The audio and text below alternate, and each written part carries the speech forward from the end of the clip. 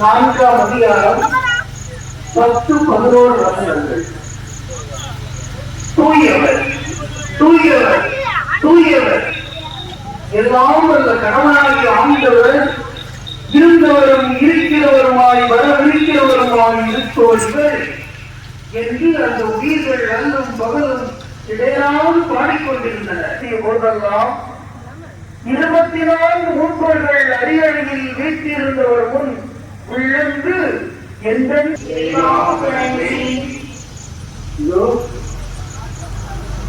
கீழே முடிவதற்கு ஆசிரியர் இயேசு வந்திருக்கிறாரா? இயேசு கிறிஸ்து கீழே முடிவதன் ஊரில் உள்ள கருக்கள் எல்லாம் நடக்கிறாரா? வானத்தையும் பூமியையும் படைத்த உன்னத மாற்றியான கடவுள் நம்ம ஊர்ல உள்ள பெருக்கள் எல்லாம் நடக்கிறார்கள். எவ்வளவு பெரிய பாக்கியம்! அக்கா அண்ணன்மார்களே எல்லாரும் இயேசுவை பாருங்க.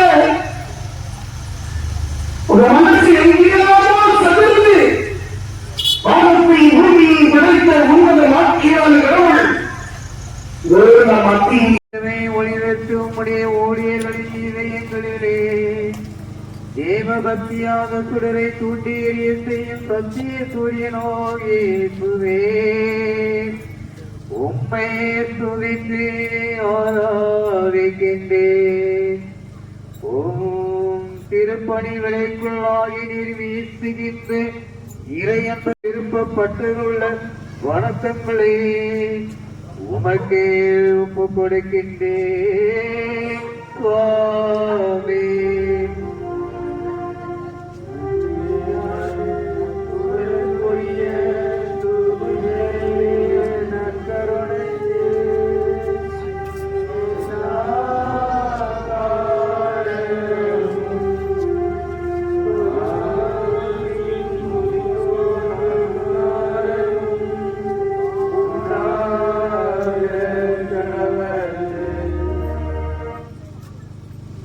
மத்தேயு எழுதிய நற்செய்தி 9ஆம் அதிகாரம் 2-5 திருவாக்குகள் முடிய.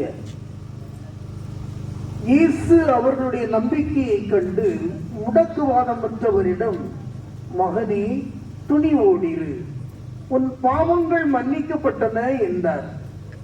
அப்பொழுது மறைநூல் அறிஞர்கள் சிலர் இவன் கடவுளை பழிக்கிறான் என்று தமக்குள் சொல்லிக் கொண்டனர். அவர்களுடைய சிந்தனைகளை இயேசு அறிந்து அவர்களை நோக்கி, உம்மை என் முழு இதயத்தோடு அன்பு செய்து துதித்து ஆராதிக்கின்றேன். கூடிய கலாபகாரரும் கொலைகாரரும் உம்முடைய ஆணைகளுக்கு அஞ்சாமல் அவற்றை தன் உரிமைக்கு கேடாக அங்கே நீதிமான்களின் மாசத்திரத்தை சிந்தின குரூரத்திற்கும் உம்முடைய திருக்கோவிலில் நடந்து அசடைத்தனத்திற்கும் கழுவாயோ புத்தி வேறு பெற்ற புனிதர்கள் அனைவரின் அன்பு பக்தியுள்ள தொழுகையோ மறை காவனைகளில் உம்முடைய பெரியமுள்ள ஊழிய மகிழ்ச்சியோடு ஏற்றுக்கொண்ட வாதை சிறுமை துன்பங்களையோ உமக்கே ஒப்பு கொடுக்கின்றேன் சுவாமி.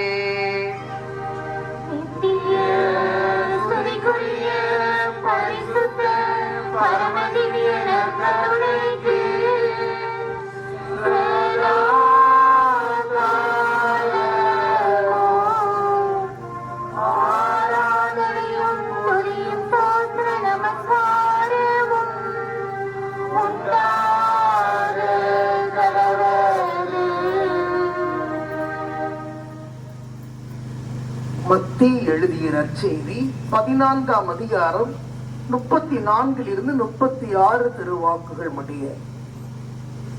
அவர்கள் மறுகரைக்கு சென்று கெனசரேத்து பகுதியை அடைந்தார்கள். இயேசுவை யாரென்று அறிந்துணர்ந்த அவ்விடத்து மக்கள் சுற்றுப்புறமெங்கும் ஆள் அனுப்பி எல்லா நோயாளர்களையும் அவரிடம் கொண்டு வந்தனர்.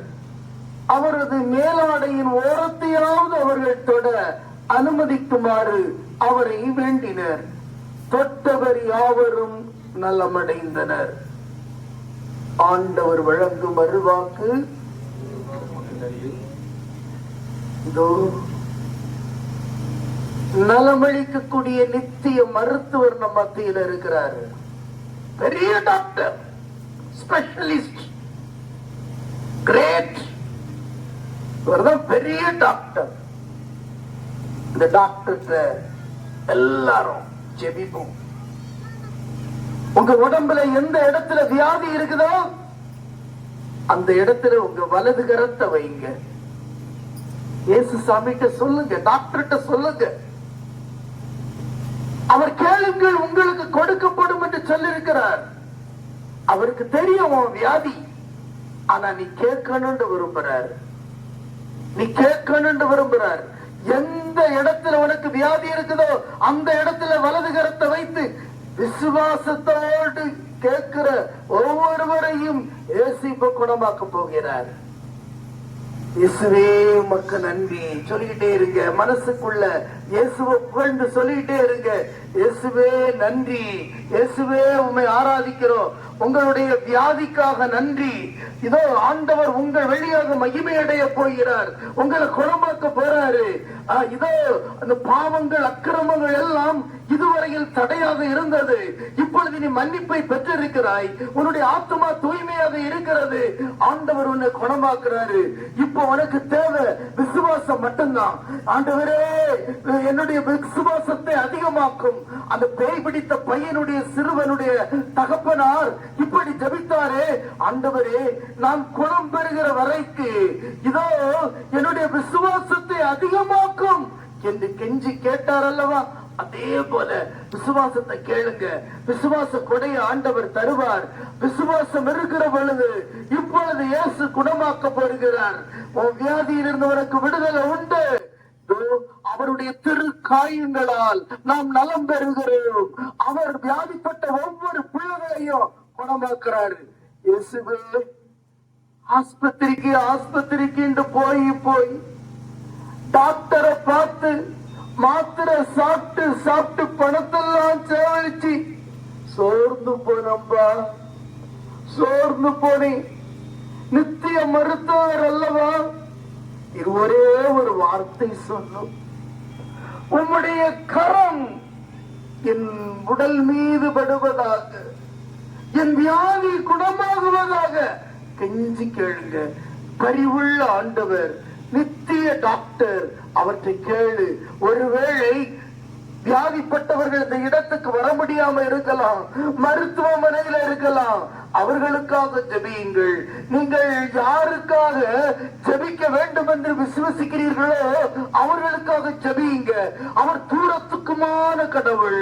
அவர் ஒரு வார்த்தை சொன்னால் போதும், நாம் நலம் பெறுவோம். அவர் வார்த்தையை அனுப்பி நம்மை குணமாக்குகிறார். எனவே வியாதிப்பட்ட ஒவ்வொருவரையும் இயேசுவே என்ன குணமாக்கோண்டு ஜெபியுங்க. நான் சொல்ல சொல்ல சொல்லுங்க, இயேசுவே இயேசுவே என் வியாதியில் உன் திருக்கரம் படுவதாக, உன் திருக்காயங்களால் என்னை நலமாக்கும், என்னை குணமாக்கும். நீர் குணமாக்கியமைக்காக நன்றி இயேசுவே. நீர் குணமாக்கியதற்காக நன்றி இயேசுவே. ஆமென். ஆமென். நன்றி இயேசுவே, நன்றி இயேசுவே என்று மனசுக்குள்ள சொல்லிட்டே பாடல் குழுவினரை சேர்ந்து பாடி பயணிப்போம். பவனியை தொடர்வோம். முன்பாக திரும்பவும்.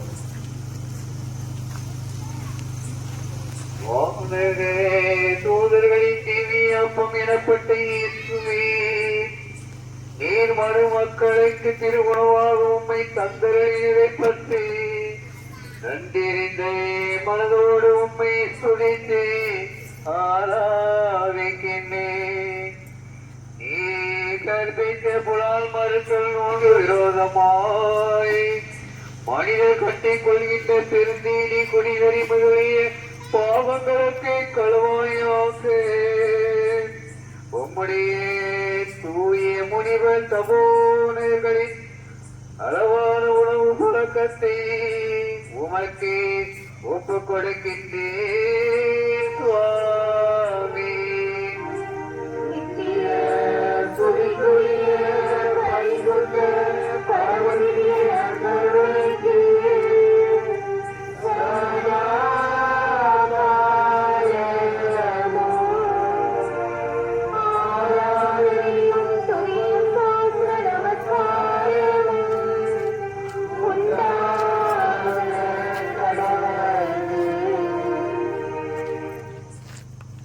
மத்தேயு எழுதிய நற்செய்தியிலிருந்து வாசகம். 11ஆம் அதிகாரம் 28ஆம் வசனம். மேலும் இயேசு, பெரும் சுமை சுமந்து சோர்ந்திருப்போர்களே, எல்லோரும் என்னிடம் வாருங்கள், நான் உங்களுக்கு இளைப்பாறுதல் தருவேன். ஆண்டவர் வழங்கும் அருள்வாக்கு. கஷ்டத்தால, நோய் நொடியால, துன்பத்தால சமாதானத்தை இழந்து வேதனையோடு கண்ணீரோடு கவலையோடு இருக்கிறாய் அல்லவா? பிரச்சனை இடியாப்ப பிரச்சனையா? முடிவே இல்லாம இருக்குல்லவா? இயேசு சாமியை பாரு, இயேசுவை பாரு. பார்க்க வெளிய பகட்டா கட்டாட உடுத்தி மல்லிகைப்பூ சூடி அருமையா அழகா வந்திருக்கிறோம். ஆனா பாக்குறவங்க அவளுக்கு என்ன அவங்களுக்கு என்ன? ஆனால் ஆண்டவரே, தனிமையில் என் உள்ளம் எவ்வளவு அழுகிறது என்பதை நீர் ஒருவர் தானே அறிவி. குடும்பத்தினோட கடன் பிரச்சனை தாங்க முடியல. ஆண்டவரே, சமாதான குறைவு, வாழ்க்கையில ஒரு சந்தோஷம் இல்லை, நிம்மதி இல்லை. ஆண்டவரே, மன அழுத்தம், மன போராட்டம், தனிமையில நான் கதறி அழுவதை நீ பாரும் ஆண்டவரே. ஒவ்வொரு நாளும் இரவு வேளையில் எல்லாம் நான் பெருமூச்சு அழுகிறேன். என் கண்ணீரே எனக்கு உணவாய் இருக்கிறது. ஆந்தை போல ராத்திரி விழித்திருக்கிறேன். விடியாதா என்று காத்திருக்கிறேன். விடிந்தால் ஏன் விடிந்தது? இன்னைக்கு இந்த பிரச்சனையை நான் எப்படி சமாளிக்க போகிறேன் என்று கலங்கி நிற்கிறேன். ஆண்டவரே, நீர் ஒருவர்தான் எனக்கு ஆதரவு. உண்மைதான் நான் நம்பி இருக்கிறேன். இந்த பிரச்சனைக்கு உண்மையிடம் மட்டுமே விடை உண்டு. மனிதர்கள் எல்லாரும் என்னை கைவிட்டு விட்டார்கள். எல்லா கதவும் அடைக்கப்பட்டு விட்டது. ஆண்டவரே, நீர்தான் என் கதவை திறக்க வேண்டும். அடைப்பட்ட வாழ்வைக்கு விடுதலை தர வேண்டும். சமாதானத்தை தர வேண்டும். மகிழ்ச்சியை தர வேண்டும். ஆசீர்வதிக்க வேண்டும். என் சுமைகள், என் கவலைகள், என் துன்பங்கள், என் போராட்டங்கள், வியாதி எல்லாத்தையும் உங்களுடைய பாதத்தில் இறக்கி வைக்கிறேன். ஆண்டவரே, சுமை சுமந்து சோர்ந்திருப்போரே, என்னிடம் மாறுங்கள் என்று சொன்னீரே. நான் வந்து விட்டேன் ஐயா. நான் உங்களுடைய பாதம் இறக்கி வைத்து விட்டேன். இதோ ஆண்டவருடைய பாதத்திலே உங்கள் கவலைகளை இறக்கி வையுங்கள். அவருக்கு உங்கள் மேல் அக்கறை உண்டு என்று சொன்னீரே. ஆண்டவரை எல்லாத்தையும் இறக்கி வச்சுட்டோம். நீங்க பொறுப்படுத்திக் கொள்ளுங்க. இதற்கு விடை தருவது உம்முடைய பொறுப்பு. இதற்கு பதில் தருவது உம்முடைய பொறுப்பு. நீரே பொறுப்படுத்திக் கொள்ளும். என்னோடு பயணித்து, என்னோடு இருந்து அமைதியும் மகிழ்வையும் ஆசிரியையும் தருவீராக. அப்படி நீ தருகிறதற்காக உமக்கு நன்றி செலுத்துகிறோம். நன்றி இயேசுவே, நன்றி ஆண்டவரே. எல்லாரும் அப்படி தொடர்ந்து இயேசுவே நன்றி என்று சொல்லிய வண்ணமாய், அவர் கரம் பிடித்த வண்ணமாய் பயணிப்போம். மிகுந்த பக்தி வணக்கத்துடனே உம்மை ஆராதிக்கின்றேன். திவ்ய பூதை நேரத்திலும் உமது திரு சமூகத்திலே பாவிகளால் நேரிடும் அனாச்சாரம், தகாத பார்வை, மரியாதை இல்லாத நடத்தி முதலிய தங்கை குறைகளுக்கு களுவாயாக சத்துவகர ரெண்டும் வான தூதர்கள் உம்மை வணங்குகின்ற அளவற்ற தாழ்ச்சி நிறைந்த வணக்கங்களை உமக்கே ஒப்புக் கொடுக்கின்றேன் சுவாமி.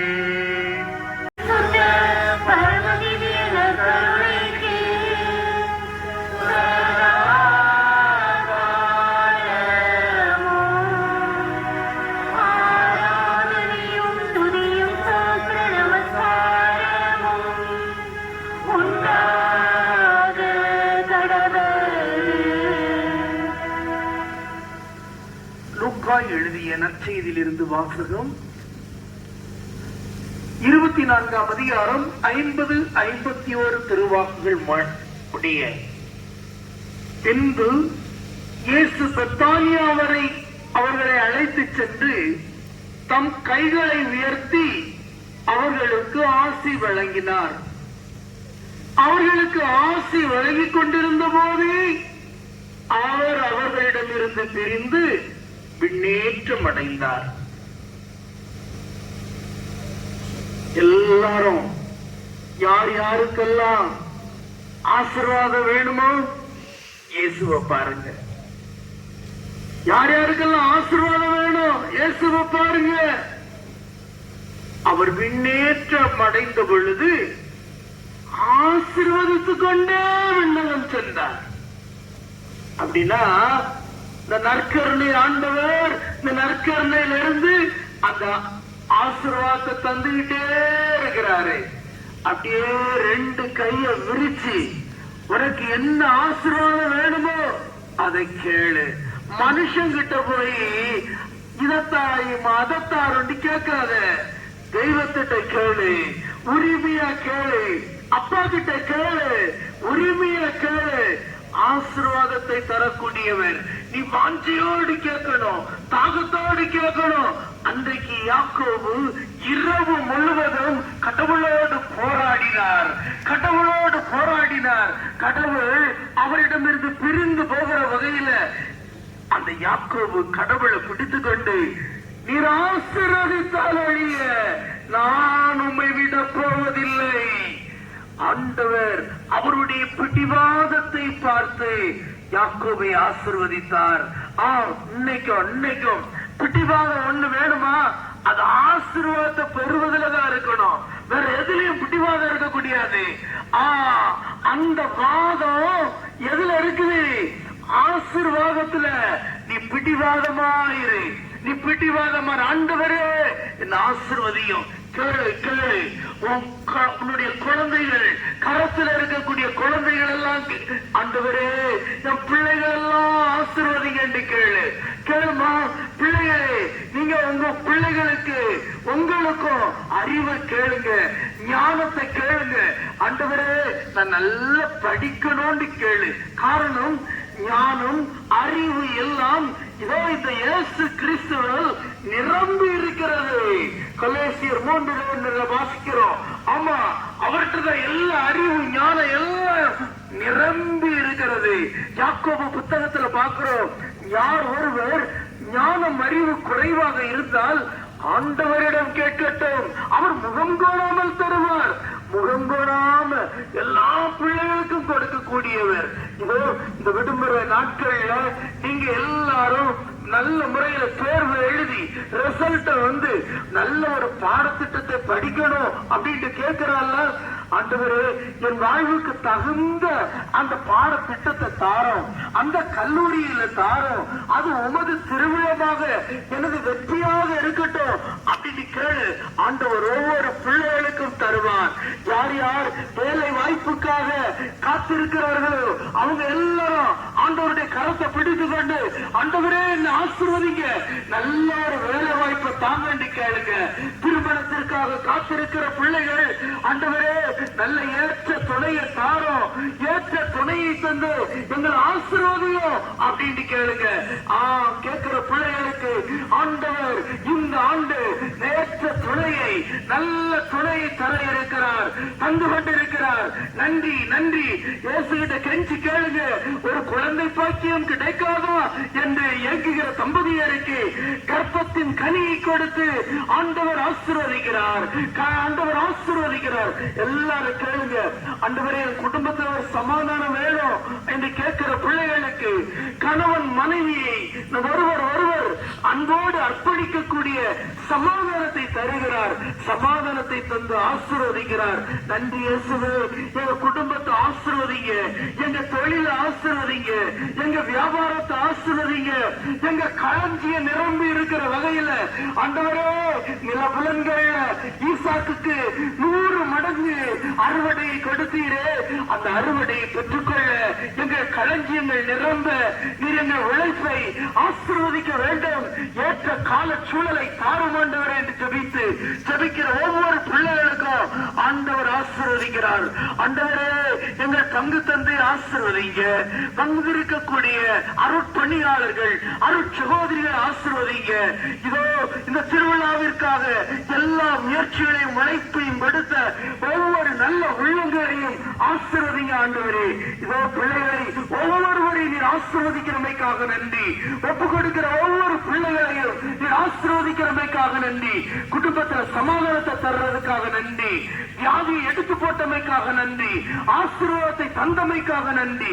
எல்லாரும் நன்றி இயேசுவே என்று சொல்லிக்கொண்டு இயேசுவின் கரத்தை பிடித்த வண்ணமாய் அப்படியே பயணிப்போம்.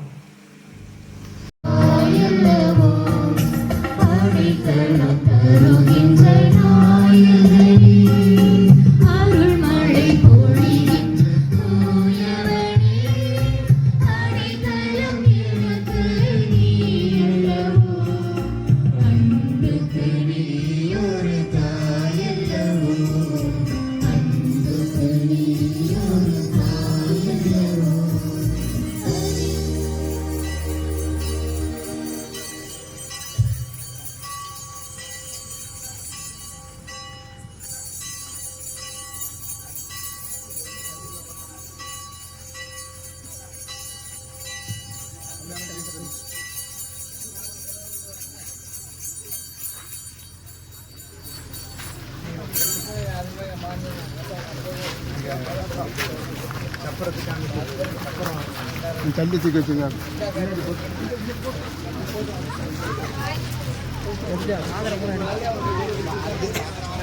ஜூம் பண்ணி எடுக்கும்.